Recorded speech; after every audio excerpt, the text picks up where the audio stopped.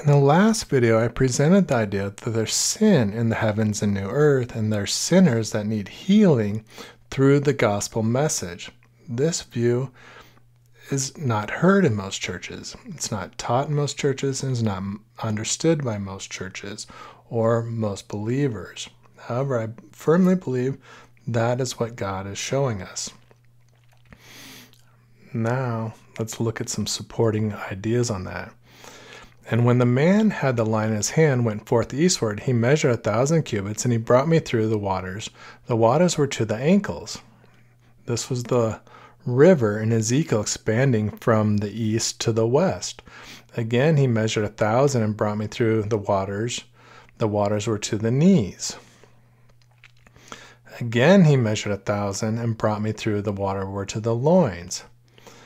This is the growth of the church expanding out of Jerusalem and starting to fill the earth.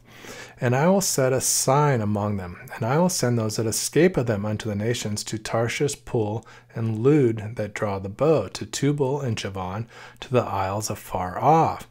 They have not heard my fame. They had never heard of Christ. They were too far away from the original message. Neither have they seen my glory, and they shall declare my glory, the gospel of Christ among the Gentiles. It's starting to fill and grow and grow.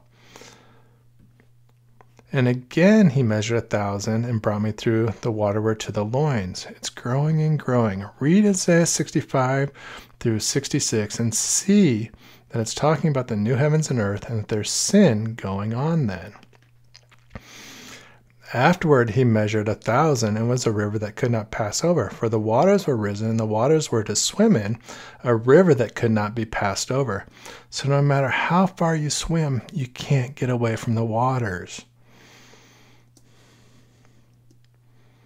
Habakkuk described this as, for the earth shall be filled with the knowledge of the glory, the gospel of the Christ, of the Lord, as the waters cover the sea. And why do we need an everlasting gospel?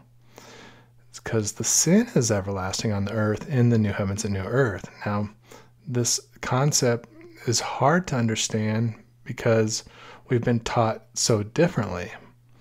But we really need to look at the scriptures and see what they teach and say.